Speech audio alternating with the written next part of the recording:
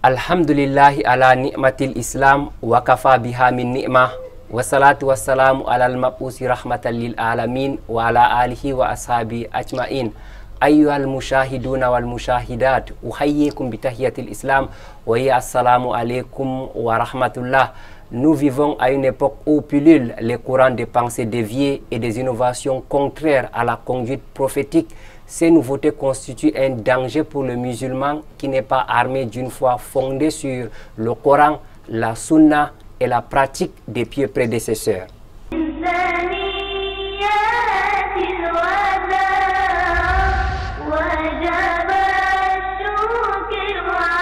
Pour éviter d'être emporté par les courants aberrants ou pratiquer des actes qui ne sont pas conformes à l'enseignement de l'islam, il est important pour les musulmans, tout au moins ceux qui ne sont pas nantis de la science islamique, de demander aux savants, comme Allah exalté soit-il l'a ordonné dans son noble Coran. Raison pour laquelle Vitrine de l'Islam marque à nouveau un arrêt pour répondre aux questions de nos téléspectateurs relatifs à la prière. Ça serait bien évidemment dans le cadre de l'entretien. Au-delà de l'entretien, nous irons au cœur de la société et avec la psalmodie du Saint Al-Qur'anul Karim pour commencer. Écoutons donc les paroles d'Allah exalté soit-il.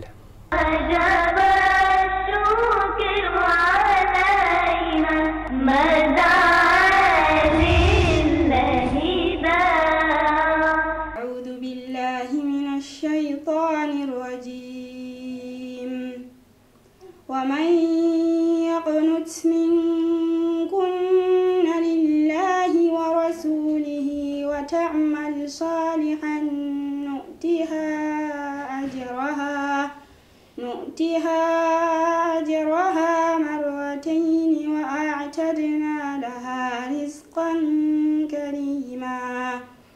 يا نساء النبي لستن كأحد من النساء إن اتقيتن فلا تخضعن بالقول فيطمع الذي في قلبه مرض وقلن قولا معروفا وقرن في بيوتكن ولا تبرجن تبرج الجاهلية الأولى وأقمنا الصلاة وآتينا الزكاة وأطعنا الله ورسوله إنما يريد الله ليذهب عنكم الرجس أهل البيت ويطهركم تطهيرا. واذكرن ما يتلى في بيوتكن من آيات الله والحكمة إن الله كان لطيفا خبيرا.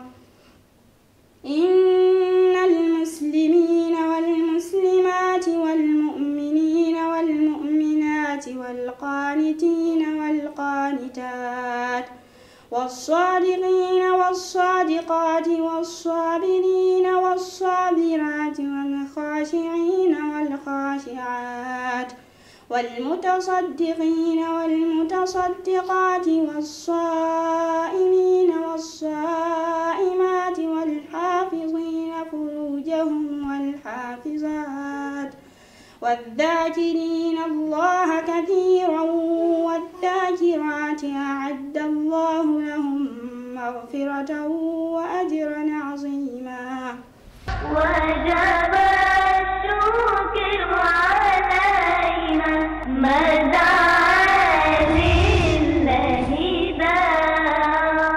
Alhamdulillah, summa alhamdulillah, un grand dossier sur la prière a été élucidé de la purification jusqu'à l'accomplissement de la prière en passant par les ablutions.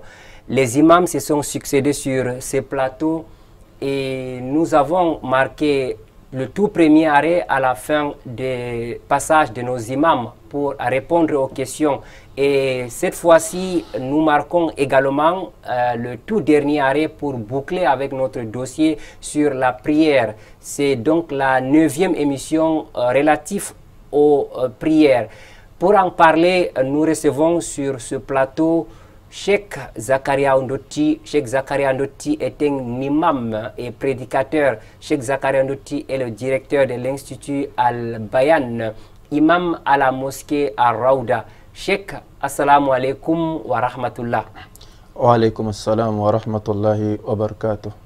Cheikh, avant de commencer, avant de répondre à toutes les questions que nous avons répertoriées dans nos différentes plateformes ou même les numéros de vitrine de l'islam, il est quand même important de vous demander si cela est conforme à la sunna du prophète Muhammad sallallahu alayhi wa sallam, le fait de poser des questions déjà quand on ne connaît pas. Bismillah ar-Rahman ar-Rahim, wa salatu wa salamu ala Muhammadin wa ala alihi wa sahbihi wa masara ala darbi ila middin wa ba'd. Alhamdulillah, on demanda à l'un des compagnons du prophète comment as-tu acquis la science. Il a dit en posant des questions. Poser des questions, c'est la tradition des compagnons du prophète sallallahu alayhi wa sallam. Car nous allons voir à maintes fois comment les sahaba disent Ya Rasulallah, Ya Rasulallah. Les sahaba interrogeaient le prophète dans tout ce qu'ils ne comprennent pas, que ce soit du Coran, des cas de la jurisprudence et autres. Et même dans le Coran, nous allons voir comment beaucoup de fois Yes alunaka a été répété. À maintes fois, on dit qu'il t'interroge, il t'interroge.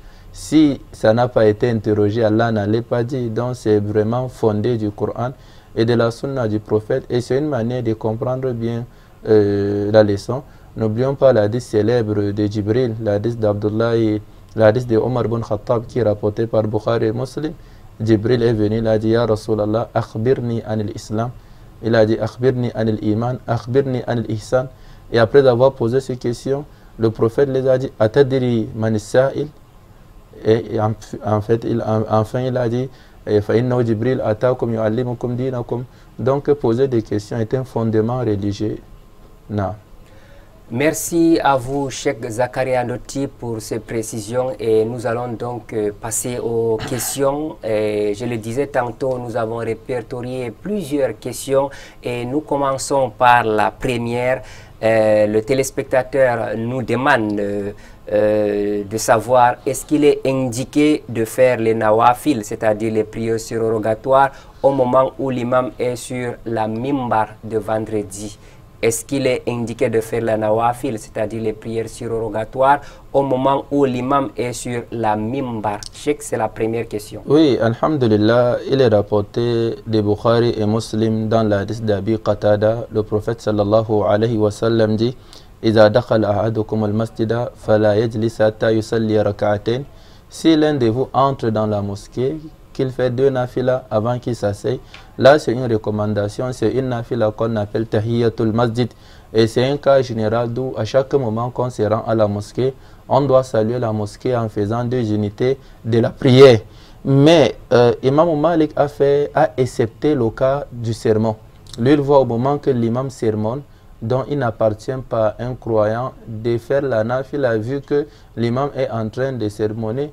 Ce que Malik a dit, ça aille directement, ça s'oppose à la parole du prophète sallallahu alayhi wa sallam qui a été rapportée par Jabir ibn Abdullah, l'hadith des Muslims, lorsque le prophète a vu Sulaik al-Ghatafani, le prophète était en plein sermon le vendredi, et le voilà Sulaik al-Ghatafani qui s'est mis à faire la nafila, et le prophète sallallahu alayhi wa sallam lui dit, Ya Sulaik, Sulaik s'est s'assoit sans faire la nafila, et le prophète lui dit Ya Sulaik, qum, lève-toi, farka rak'atayn, fais 2 nafila, wa tajawwaz, fais 2 nafila.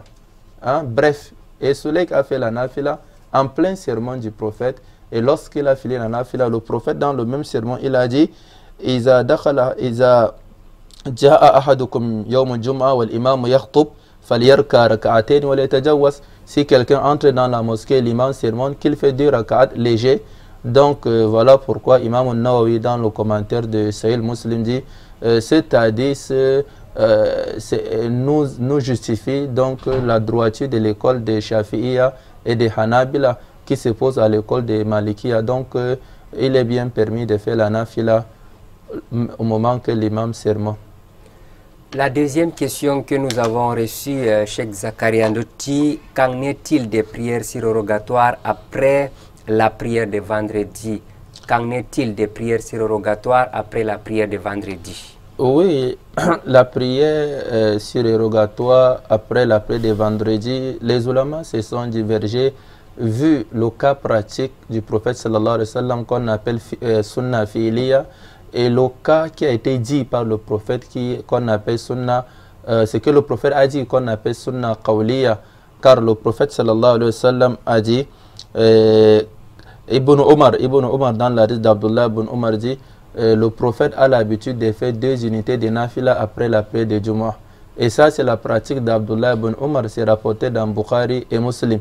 Voilà pourquoi ceux qui ont pris cette hadith voient qu'après la prière de Jumu'ah, on doit faire 2 unités de nafila. Et de l'autre côté, il y a ceux qui voient qu'on doit faire 4 unités de nafila. C'est parce que ça vient dans la hadith d'imam Muslim qui est rapporté d'Abu Huraira. Le prophète dit, Iza salla ahadukum al-jumu'ah falyusalli arba'an. Si quelqu'un prie le vendredi, après vendredi, qu'il prie 4 rakats après. Donc, pratiquement, le prophète a fait 2 unités. Voilà. Et verbalement, il a recommandé de faire 4. Voilà pourquoi il y a des ulamas qui disent de faire 2. Il y a ceux qui disent de faire 4. Et il y a ceux qui ont ouvert la porte, qui ont donné le choix, comme Imam Ahmad. Il a dit, tu as le choix de faire 2 rakats ou 4 rakats. Et il y a des ulamas qui ont pris tous les 2 hadiths en disant que si tu es à la mosquée, tu fais 4 raka'at. Au moment que tu descends à la maison, tu fais 2 raka'at. Ça, c'est l'opinion d'Ibn Taymiyyah ainsi qu'Ibn al-Qayyim dans Zad al-Ma'ad. Et c'est ce qui a été adopté aussi par le comité permanent de la fatwa de nos jours. Et il y a des ulamas encore de l'autre côté qui disent non, tu peux faire tous les 6 raka'at. Donc tu fais 4 à la mosquée, tu fais 2 à la maison. Donc ça, c'est un cas qui est un peu large. Tout ce que le fidèle prend, Inch'Allah, c'est validé, qu'il prend l'option de 2 ou de 4 ou tous les 6, Inch'Allah. Par rapport à cette question, Cheikh, il s'est dit aussi qu'il faut pratiquer ces prières après la sortie de l'imam dans la mosquée. Non, on parle d'après Jumu'ah. Après Jumu'ah, donc après la prière de Jumu'ah. L'imam peut rester dans la mosquée pour faire d'autres choses. Donc à ce moment, comment peut-on interdire la nafila? On parle juste après la prière de Jumu'ah. D'accord, nous passons donc à la 3e question. Notre téléspectateur dit ceci: dans quelle situation doit-on jumeler les prières de Maghrib et Isha ou même les prières de Zour et Asir? Dans quelle situation doit-on jumeler les prières de Maghrib et Isha ou les prières de Zour et Asir? Imam Muslim a rapporté la hadith de Saïd bin Jubair. Saïd bin Jubair, c'est l'un des élèves d'Abdullah ibn Abbas. Il a rapporté d'Abdullah ibn Abbas en disant que le prophète sallallahu alayhi wa sallam a jumelé entre Zour et Asr, ainsi que Maghrib et Isha dans la cité de Médine. Et le rapporteur d'hadith qui demanda, il dit pourquoi le prophète a fait. On demanda à Ibn Abbas pourquoi le prophète a jumelé. Qultu l'Ibn Abbas. Donc c'est l'élève d'Ibn Abbas qui est Saïd bin Jubair qui le demanda pourquoi le prophète a jumelé. Et Ibn Abbas a dit Kayla yukhrija ummatahu, afin de ne pas nuire, de ne pas mettre sa jama dans la pression. Donc ici, l'effet de jumeler la prière de Zour et Asr au Maghrib et Isha est fondé. D'après les textes du Coran, sans doute, on peut faire. Mais maintenant, à quel moment doit-on faire? Les moments qu'on doit jumeler, en cas de voyage, il est préférable de jumeler Zour et Asr en réduisant la prière. 2. Le cas d'un malade. Le malade, afin de ne pas être en état de stress, alors il est préférable de jumeler la prière. Et 3 aussi, au moment du pèlerinage, le jour de Arafah, le prophète sallallahu alayhi wa sallam jumelait Zour et Asr. Zour, Asr et Maghrib et Isha. Donc en pèlerinage, on doit le faire. Et 3, en cas de difficulté. Lorsqu'il y a des difficultés, que ces difficultés doivent être, c'est la peur. Donc s'il y a des difficultés. Voilà. Et maintenant, c'est à partir de ces difficultés qu'il y a divergence. Il y a ceux qui parlent de mashaqqa mu'tada et mashaqqa ghayru mu'tada, des difficultés coutumières ou des difficultés qui ne sont pas coutumières. Donc ici, en bref, ce qu'on aimerait dire aux téléspectateurs, c'est qu'on doit être, au juste milieu dans le cas pour jumeler la prière. Soyons au juste milieu. Pourquoi ne prenons pas l'effet de jumeler la prière comme un effet d'amusement? Voilà, à chaque moment, à chaque fois, c'est devenu un élément d'amusement. Lorsqu'on doit suivre un match de football, on doit jumeler. Lorsqu'on doit aller voir sa fiancée, on doit jumeler. Lorsqu'on doit faire tel, on doit jumeler. C'est devenu comme un amusement. Non, on ne doit pas s'amuser avec et on ne doit pas fermer la porte. Donc, on doit faire al-wasatiyya. On ne doit pas être dur sur le cas. On ne doit pas être aussi doux. Tout le monde doit le faire. Lorsqu'il y a un besoin qui insiste de jumeler la prière, on le fait. Et lorsqu'il n'y a pas, on ne le fait pas. Il ne faut pas qu'on amène les gens à les affaiblir dans le domaine de la prière. Donc le cas fondé, c'est al-wasatiyyatu fil jam'i bayna as-salat bila tafrit wala ifrat. C'est être au juste milieu, qu'Allah nous facilite la compréhension. Amin, Cheikh, après donc avoir effectué ce jumelage, est-ce qu'il est permis pour un fidèle de sortir, notamment entre Maghrib et Isha, quand on jumelle? Est-ce qu'on est obligé de rester à la maison? Oui, voilà ce qui pose aussi des questions, parce que si quelqu'un le fait pour cause des mashaqqa, des soucis et autres, peut-il sortir faire ses occupations? Il peut bien le faire, parce que si c'est permis de faire le jam, ça ne t'empêche pas de sortir, aller faire des courses, aller acheter quelque chose. Peut-être tu es un voyageur. C'est une forme de facilité. Mais on n'aimerait pas que cette facilité devienne comme un élément de jeu. On la prend comme un élément de jeu, s'amuser avec la religion. Donc on peut bien jumeler les deux prières, mais sans s'amuser avec ça, parce que la prière, c'est la plus grande adoration après les deux témoignages. Cheikh, une autre question et qui va dans le même sens. Y a-t-il des oppositions particulières aux prières qu'on jumelle, c'est-à-dire l'intention et l'appel à la prière? Quand on sait qu'on va jumeler, est-ce qu'on est obligé d'avoir une intention autre que l'intention habituelle? L'intention, les ulamas, l'intention n'est pas conditionnée pour faire le jam. Quelqu'un peut faire Maghrib sans intentionner de faire le jam. Si après Maghrib, il formule l'intention de faire le jam de Isha, il peut intentionner dès le début pour faire les deux. Il peut intentionner après la première prière. Mais nous savions que cette intention ne se prononce pas. C'est un acte du cœur. Donc en matière d'intention, ça reste le même.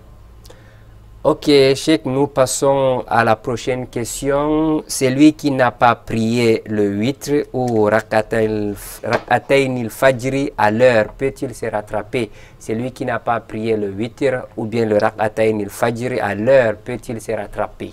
Oui, le prophète sallallahu alayhi wa sallam a vu l'un des sahaba dans la mosquée en train de prier après Fajr.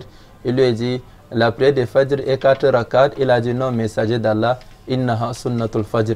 C'est la sunna de rak'atan Fajr et le prophète ne lui est pas condamné. Donc il y a ce qu'on appelle sukut al-nabi, il y a l'approbation du prophète sallallahu alayhi wa sallam. Il y a l'hadith de Qais, il y a des hadiths qui justifient lorsqu'on n'a pas fait rak'atan al-Fajr, on peut se rattraper après, Inch'Allah. Merci Cheikh Zakaria Ndoti. Nous allons donc marquer une pause. On se retrouve juste après, Inch'Allah.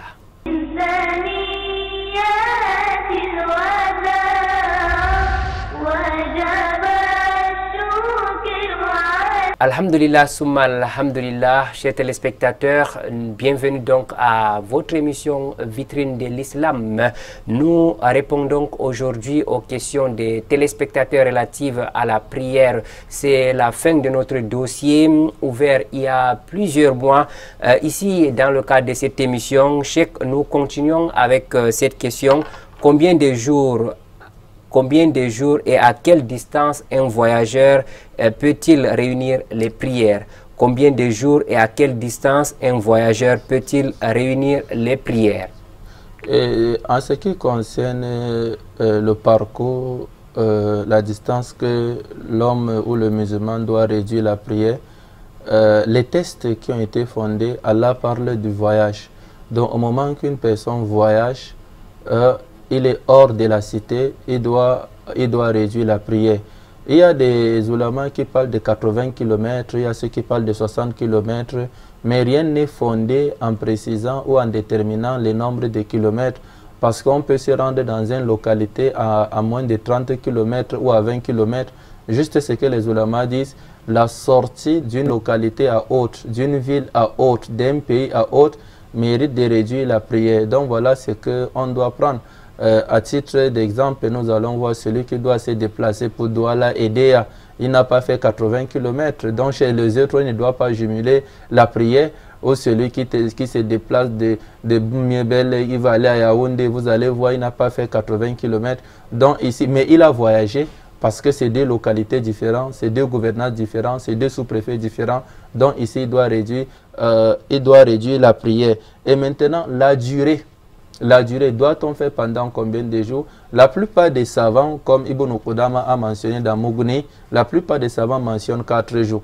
Dès que tu résides dans une ville 4 jours, le 5e jour, tu dois prier la prière quotidienne de 4 raka'at.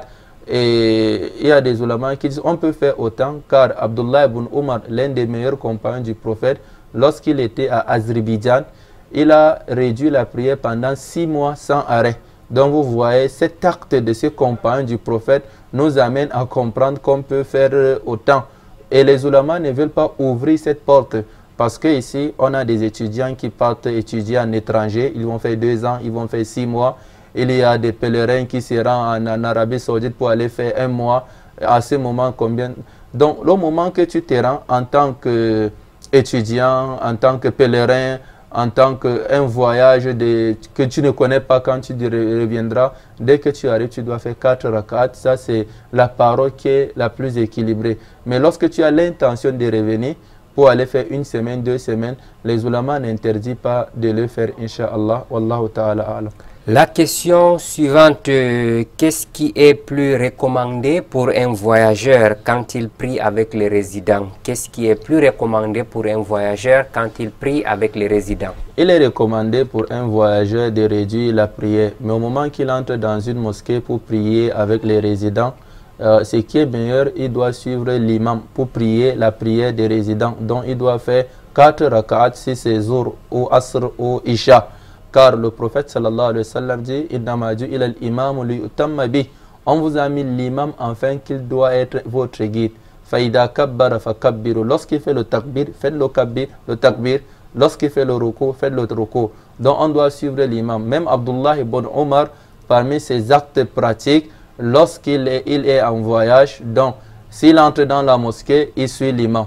Mais au moment qu'il veut faire ces 2 raka'at de la prière d'un voyageur, il peut faire certes 2 raka'at. Mais s'il entre dans la jama, le plus idéal, le plus meilleur, c'est de le suivre en nombre de raka'at. Il n'est pas interdit à un voyageur de faire la nafila. Il n'est pas interdit. Mais le prophète souvent a l'habitude de délaisser d'autres nafila parce que le voyageur, il est vraiment occupé par ses bagages et autres choses. Et si aussi il y a un cas que j'aimerais rappeler, on a des voyageurs ou des chauffeurs qui font des lignes entre Douala et Yaoundé sans arrêt. Ceux-là se trouvent en train de voyager du 1er au 31. Donc ceux-là ne doivent pas réduire la prière parce qu'ils sont en train de travailler. Donc Yaoundé c'est leur résidence, Douala c'est leur résidence. Peut-être sauf au moment qu'ils se trouvent en plein voyage entre le trajet. Mais s'il est à Yaoundé, c'est chez lui. S'il est à Douala, c'est chez lui, il ne doit pas réduire la prière. Mais lorsqu'il se déplace, il fait un voyage qui n'est pas comme son voyage de métier. Parce que son voyage de métier, il peut faire 6 mois, 1 an dedans. Là, si on ouvre la porte, beaucoup vont délaisser la prière pour réduire la prière.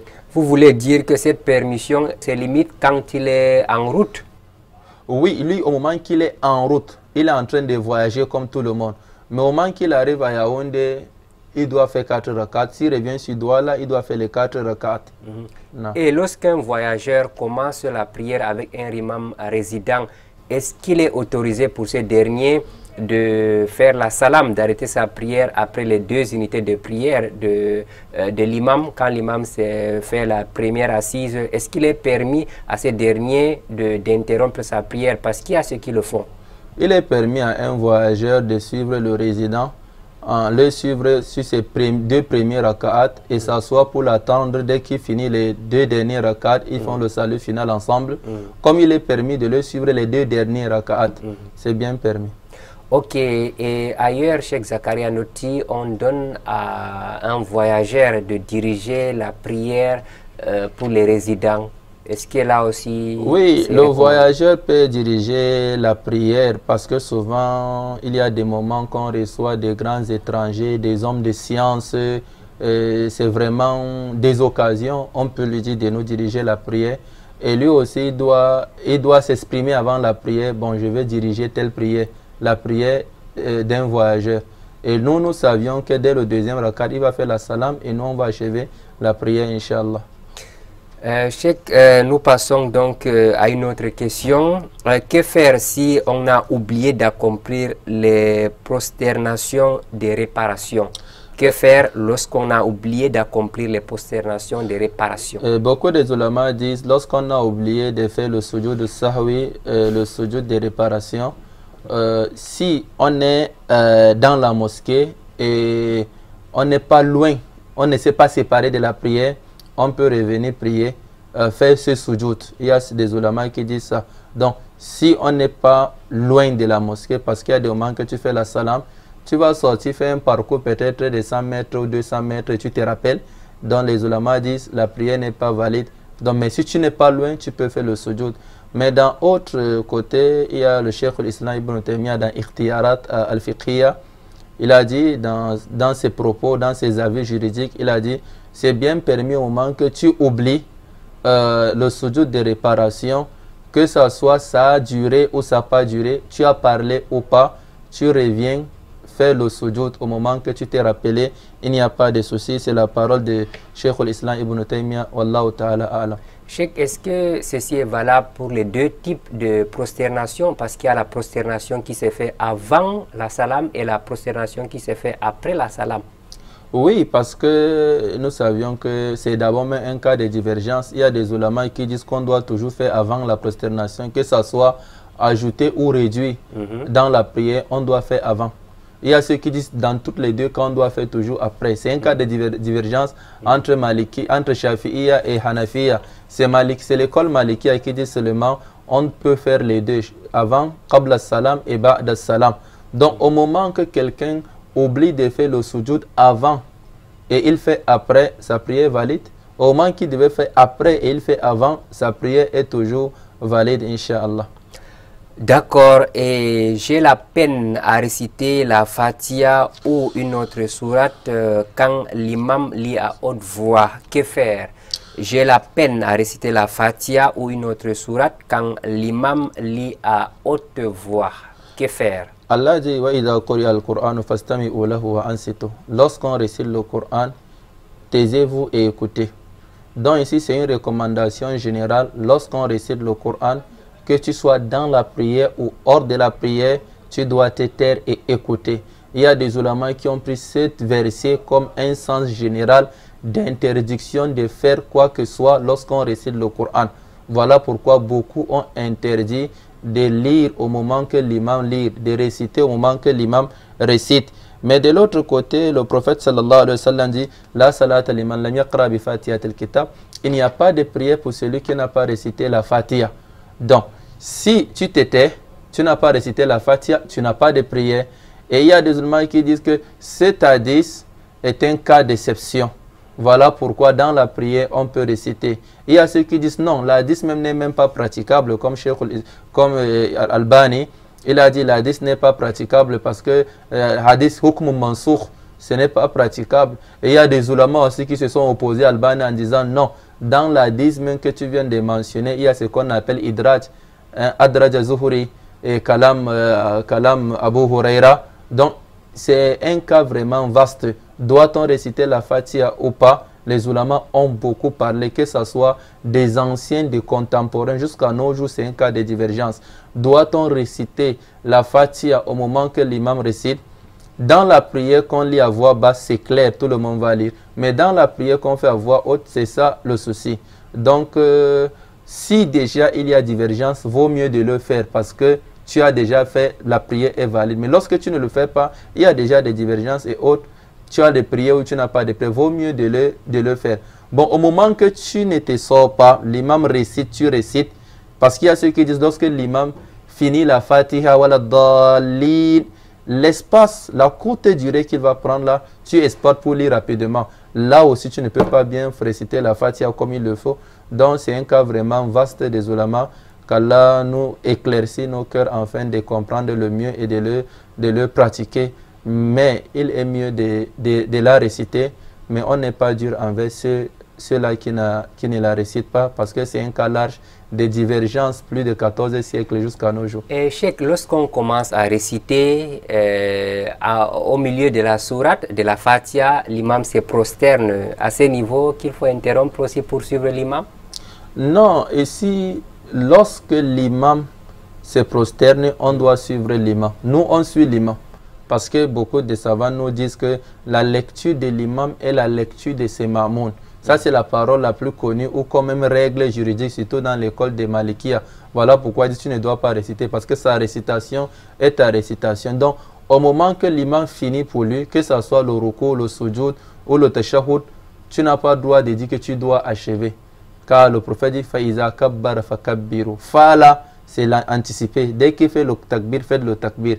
Dès qu'il fait le ruku, faites le ruku. Dès qu'il fait le salam, faites le salam. Merci Cheikh Zakaria Noti.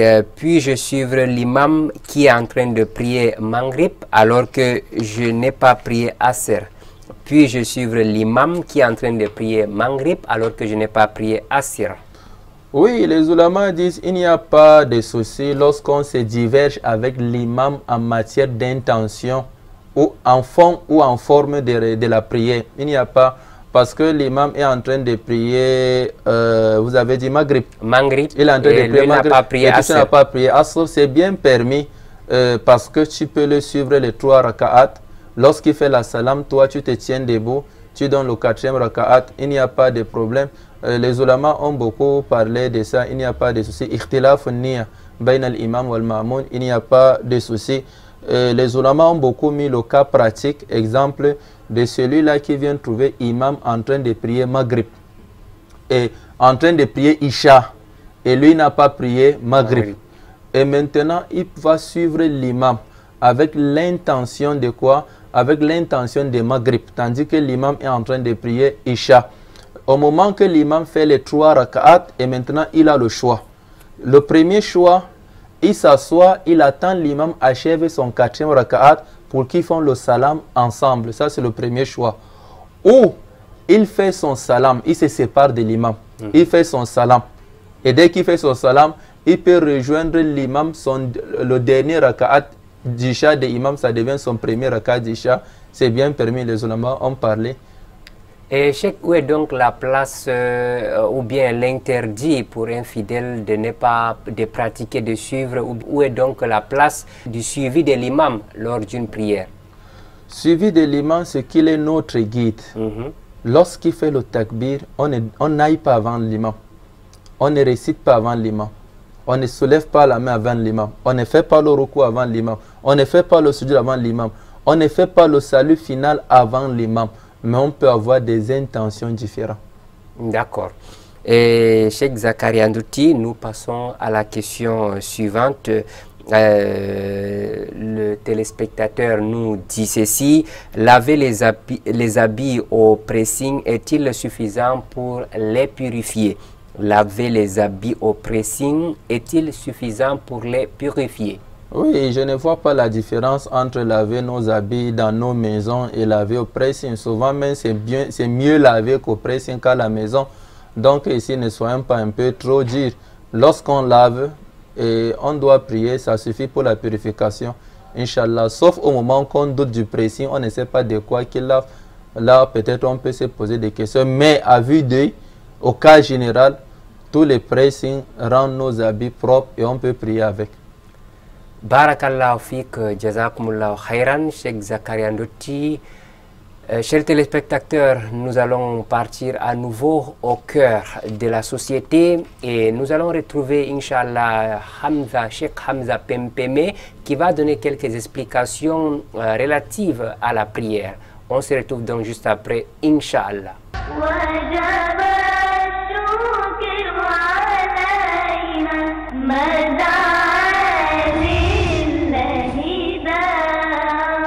L'univers éducatif du Cameroun semble en crise morale, une crise accentuée par l'absence d'une éducation spirituelle de qualité. C'est dans cette logique que s'inscrit la cérémonie de fin de mémorisation du Saint-Coran du 19 janvier 2020 à Bonabéry. La SOVIC, qui évolue en toute aisance dans la modernité, entend soutenir les enseignements et booster les écoles coraniques. Si aujourd'hui la communauté musulmane compte en son sein des hommes dynamiques, c'est bien le résultat du travail des pères fondateurs. Un travail qui mérite d'être pérennisé et amplifié afin d'éviter les débordements observés ces jours dans les établissements scolaires. Ça veut dire que nous sommes interpellés à l'effet d'ouvrir les écoles coraniques partout. Partout. La SOVIC sera là pour vous soutenir. D'ailleurs, c'est la vieille marmite. C'est ça qui nous a forgés. Les enfants qui allaient dans les écoles coraniques en bas âge, qui ont grandi dedans, nous voyons comment nous nous comportons. Donc, on peut toujours faire des conférences comme aujourd'hui. La nouvelle donne, c'est d'organiser des conférences sur des thèmes. Mais la base, c'est l'enseignement coranique parce que c'est là où nous avons pris notre éducation. Ce moment de glorification du Saint-Coran a vu la présence des dignitaires au rang desquels Sa Majesté Tanko, chef de la communauté musulmane de Douala 4e, Imam Oumarou Amam, imam principal de la mosquée Tanko. Les imams, que vous êtes là, qu'Allah vous bénisse et vous récompense. Tous ceux qui ont réussi à prendre leur temps aussi pour venir ici, qu'Allah vous bénisse. Les enfants qui viennent de prendre le diplôme, qu'Allah les permette que demain, ils puissent aussi dispenser leur cours. Le professeur Hassan nous a fait savoir que lorsque vous avez une connaissance, un iota de la connaissance, il faut le dispenser. Et le Mou'alim, qui s'en est occupé, je suis sûr qu'après sa mort, à chaque fois que ces enfants vont dispenser ces cours, il aura les bonnes bénédictions. Au cours de cette cérémonie, les mérites de la lecture du Saint-Coran ont été rappelés à tous. Les principaux orateurs ont rappelé aux fidèles musulmans le devoir qui est le leur, à savoir participer à la vie de la nation à travers les élections. Le musulman n'est pas en marge de la société, il en est même le principal acteur. Les musulmans, dira Faisal Mounir, doivent être attentifs et sensibles au contexte socio-politique du pays. Nous invitons tous les musulmans à aller au vote et à scruter les listes. La communauté musulmane aujourd'hui serait estimée à près de 35 à 40% de la communauté nationale. Mais regardez la qualité de nos édifices. Où sont nos mosquées? Où sont nos écoles coraniques? Nous pouvons changer cela en votant des gens qui pourront plaider pour nous pour que nous ayons des espaces à la hauteur de la qualité de la communauté que nous sommes. Pour maintenir la flamme de l'islam, la SOVIC a offert la documentation aux mosquées de Bonabéry et aux lauréats du jour, ainsi que le parchemin de fin de lecture du Coran. Une prière pour la paix, afin que les élections se passent dans les bonnes conditions, avant, pendant et après, a clôturé cet événement sobre à Bonabéry.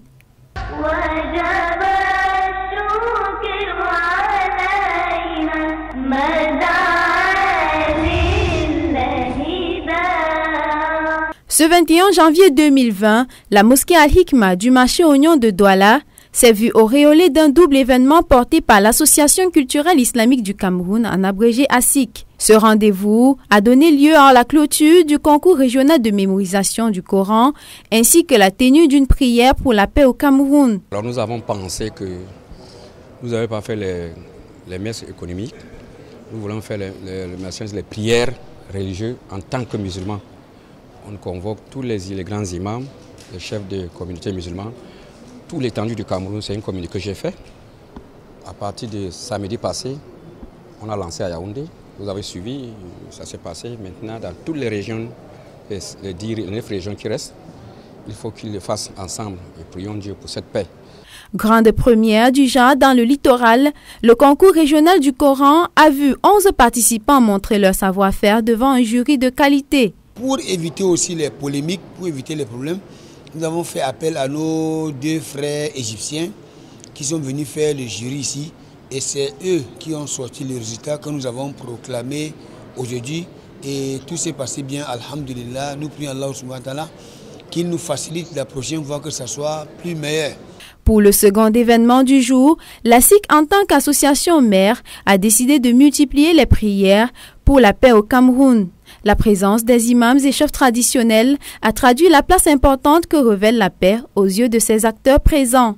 Nous les chefs, nous allons demander à notre communauté de prier aussi pour la paix de ce cher beau pays.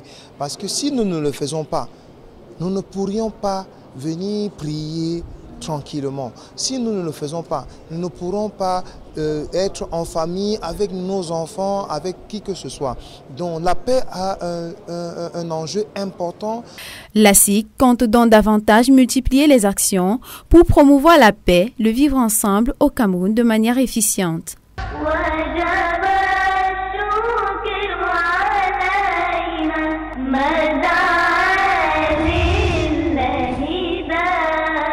De retour sur ce plateau de vitrine de l'islam, nous venons donc de suivre Cheikh Hamza Pempeme qui donnait quelques explications sur la prière et nous disons donc merci à Cheikh Hamza Pempeme. Nous continuons la réponse aux questions avec Cheikh Zakaria Ndoti.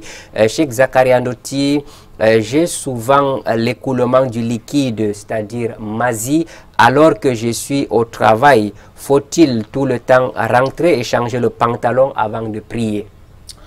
L'écoulement de ces liquides qu'on appelle mazie, d'abord annule l'ablution, ça fait partie des nawaqi de l'odo, ça annule l'ablution. Et deux, par la parole la plus justifiée, c'est l'impurité. Donc le mazie est impur. Donc on doit purifier le corps au moment que ça touche le corps, ou on doit purifier l'habit au moment que ça touche l'habit. Mais l'islam nous a allégé comment purifier ce liquide qu'on appelle mazie. C'est juste en aspergeant de l'eau, en arrosant juste son pantalon. On ne doit pas retirer pour aller laver. Car le prophète sallallahu alayhi wa sallam dans l'hadith de Tirmidhi, il a dit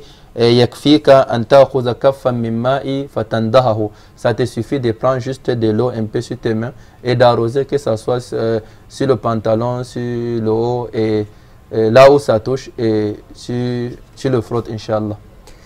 D'accord, Cheikh Zakaria, nous continuons avec une autre question. Comment avoir la concentration dans la prière? Comment avoir la concentration dans la prière? Vous savez, cette concentration est un pilier de prière. Dans un autre endroit, on l'appelle même al-khushu. D'autres l'appellent at-tumanina. Être en contact avec Allah. Quand tu pries, on appelle la prière comme une causerie entre le serviteur et Allah. Lorsque tu te rappelles devant qui tu te trouves, tu vas considérer, parce que lorsque tu te tiens devant le maire, le préfet, le gouverneur, le ministre ou le chef d'État, tu portes la plus belle des habits, tu es concentré, tu l'écoutes, tu donnes toute ta vie parce que tu es en train de garantir ton avenir. Et c'est le même cas pour le croyant. Au moment qu'il se tient, il dit Allahu Akbar, il est en train de garantir toute sa vie parce que c'est la chose la plus recommandée lorsqu'on devient musulman. Lisons un peu l'introduction, le conseil de l'imam al-Akhdari qu'il a donné pour celui-là qui se met dans la prière. Il a dit Salati Nourun Azim. La prière, c'est vraiment une grande lumière, mais pas pour tout le monde, c'est pour le croyant. Ça éclaircit le cœur des croyants.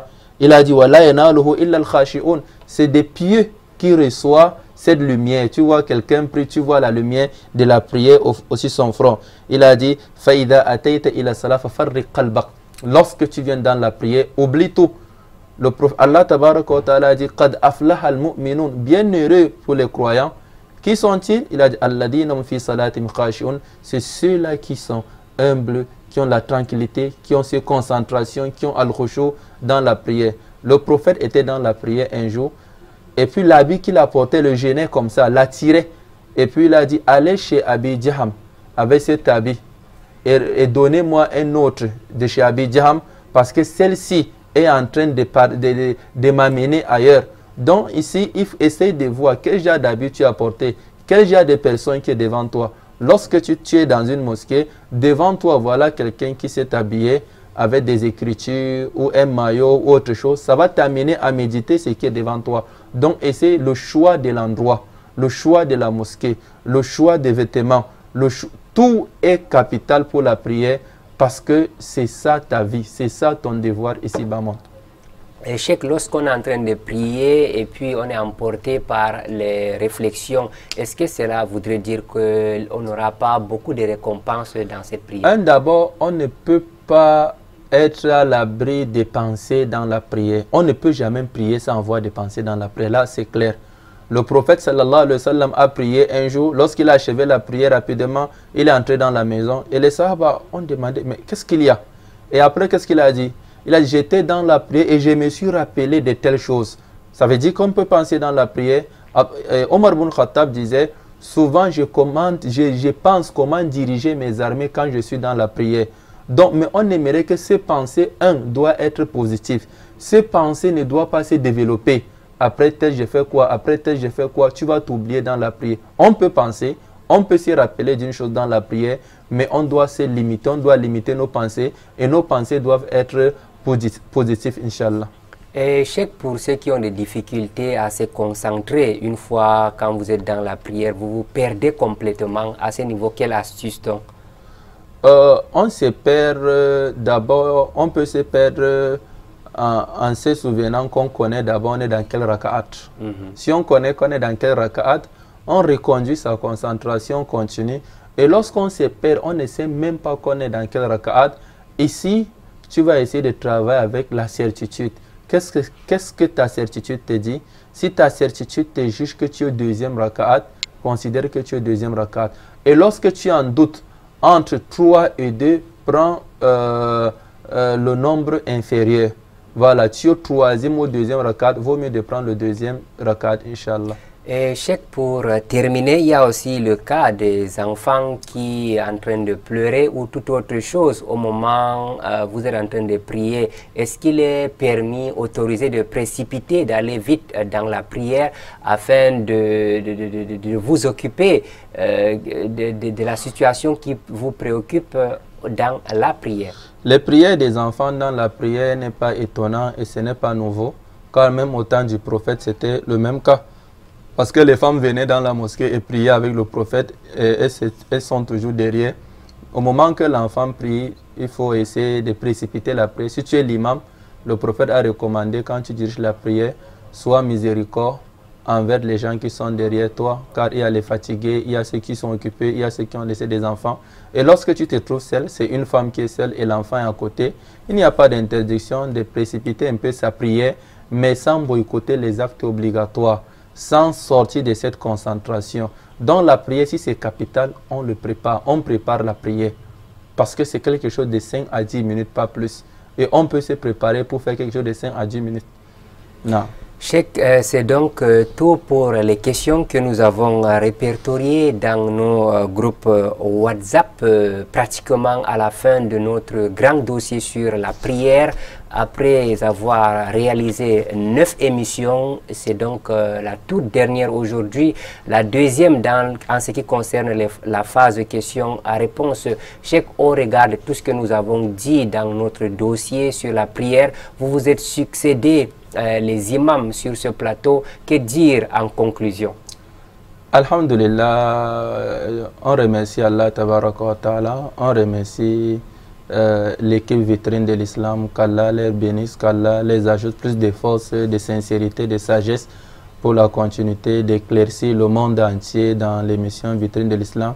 Et grand merci et coup de chapeau à nos imams, Imam Ali Bayero, Hamza Pempemi, Imam Awale Sango. Ils sont vraiment nombreux qui participent et on exploite beaucoup de leur science, de leur sagesse, de leur pédagogie, qu'Allah les récompense et ils nous donnent plus de sincérité et qui nous facilite la mise en pratique. Sinon, ça a été général. Tout a été général et tout a été dit. On ne peut pas manquer de manquements. Voilà pourquoi on revient sur des questions pour répondre à nos manquements. Qu'Allah nous pardonne de nos manquements. Amin, Souma Amin, chers téléspectateurs, vous pouvez donc retrouver toutes ces émissions sur la chaîne YouTube de Vitrine de l'Islam ainsi que dans nos groupes WhatsApp. Et si vous ne faites pas partie dans ces groupes WhatsApp, vous pouvez solliciter à intégrer ces groupes en nous envoyant tout simplement votre nom et numéro ainsi que la ville sur les numéros qui s'affichent au bas de votre écran Merci d'avoir été de notre point final, le dossier sur la prière, et bien évidemment les extraits de cette émission vont suivre dans les prochains jours dans nos différentes plateformes. Sur ce, subhanakallahumma wa bihamdika nashhadu an la ilaha illa anta nastaghfiruka wa natubu ilaik. Wassalamu alaikum wa rahmatullah.